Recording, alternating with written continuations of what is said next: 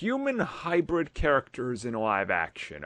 This is one that actually a few people asked. John, as always, actually formulates a question nicely that I can read it. So, we take his. And he was asking, like, if you look at the backlash of character like Cheetah, for example, and like the Cats movie being like the prime example of like crime against humanity for how those things look, and then you look at certain things like Killer Croc.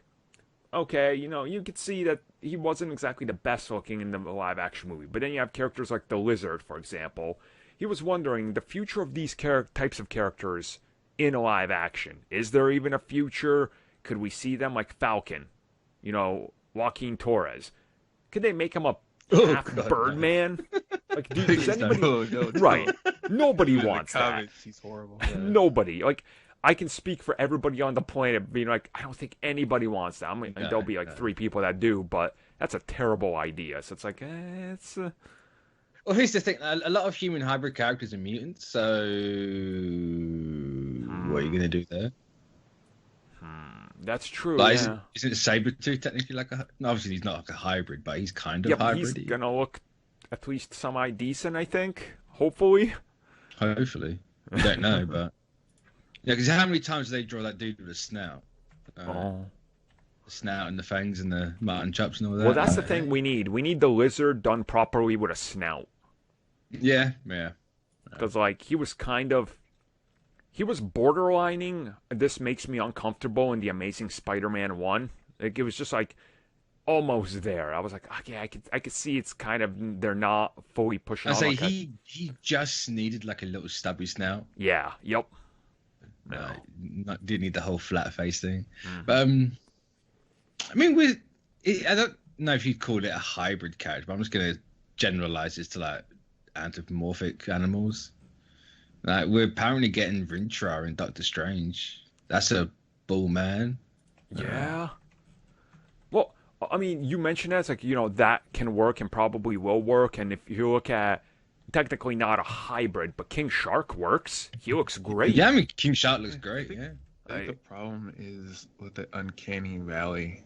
Look to the characters that have more human characteristics than animal characteristics. Yeah. That's why you see like more characters that have more animal features look a lot better than the ones that have more human features. Mm-hmm. I know sometimes you can run into that uncanny ground of discomfort. Like Cheetah, for example, there's a reason they decided to mostly hide her in the dark in that final battle, because anytime you saw her outside of that, you're like, that is not good. That was a terrible decision in every single step of the way. And yes, she looks better than what they did in Cats, but boy, that's a pretty low bar. So it's like, I think with a lot of these like hybrids, they have multiple different looks. Mm-hmm. Like, I didn't have to go with the actual Cheetah look for Cheetah. There's a more human looking one, so they could have easily gone that route. I'm trying to think of prominent ones that are more than likely going to happen. I mean, it's technically not a hybrid, but how about a Green Goblin that's not a suit or Goblin AIDS? Like, yeah, I mean, just have the mask. Yeah. Make them look like the Green Goblin. Like, there's literally like cosplayers out there that have made masks that look so good, and it's like a 1-to-1 translation from the comic. You're like, wow, that actually looks incredible. So you could maybe do a hybrid where he morphs into that and it just looks like the Goblin. Is Tigra technically a hybrid? Yes. I think Tigra is. Yeah. Yep. Because doesn't she have a tail? Yeah, she does. And like in certain iterations, she has some fur.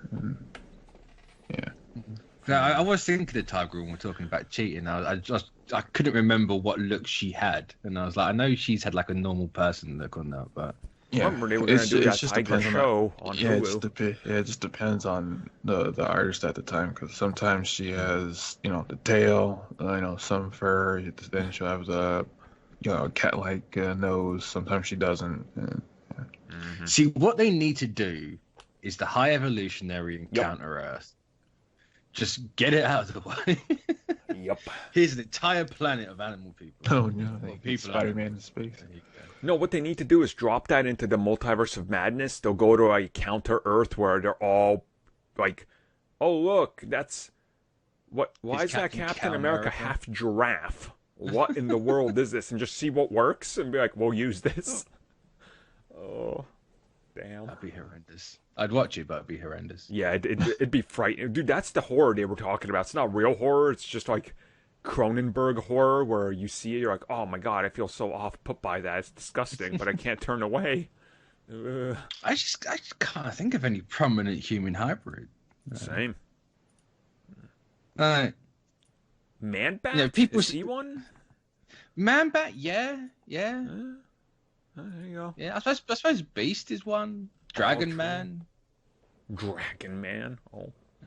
What? Though not technically human, it's an alien, but... Hey. What is Savage Dragon? Remember that character? I mean, I've seen it. I think Jim Lee That's created him. that's a '90s character. Yeah, he is. Savage Dragon, ongoing, so. Yeah, it is. Yeah. I think it just depends how you do it. Yep. Like, you don't want to go the Triton route that Inhumans did and go really bare bones with it. But I think if you went the more recent Triton look in the comics, it would work really well. Yeah. 'Cause it's just a fish guy, and we've had fish guys in Hellboy and Shape of Water before. And they look great, so, yeah. No, I think it's just... I think a lot of it is don't use CGI.